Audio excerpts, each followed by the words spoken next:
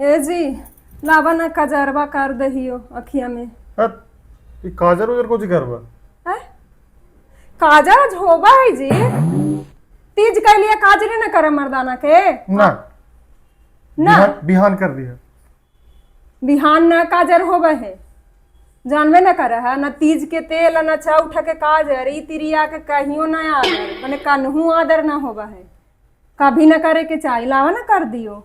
इतना पुरधाइन हला पुरधाइन के का बात है जी लावा ना एक तो माथा तनी न दर्द दैत है एक तो दिन भगवान देखी तक कैसन कैले हथन लागे तन के प्रतीक्षा ले रहलन है आ तूहू आज हमरा जोरे वैसे ही कैले है। आज के दिन ऑफिस जाए के जरूरत हलै घर में न रह सका हला। तो फास्टिंगवा तू ना कर लेलू कि हम कर ले।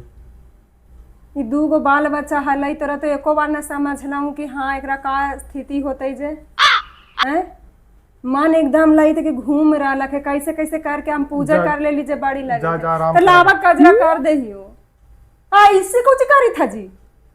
ऐसी काजर करके हम ऑफिस से भी कर ले मने ऑफिस में जाए में कौची हो जते आ इतना का तो हम भार कोसा कर रही है ठेका देवी थोड़ा नियम कर देवी आओ ला कर दे। लगी था कि एक तो मन न ठीक लगी थी और दूसरे में लगी था कि ये हुआ मेरे जोरे चली तो तने एड़ी एड़े कहले यही कजर वाला तो क्या खेत लुतरा गेलो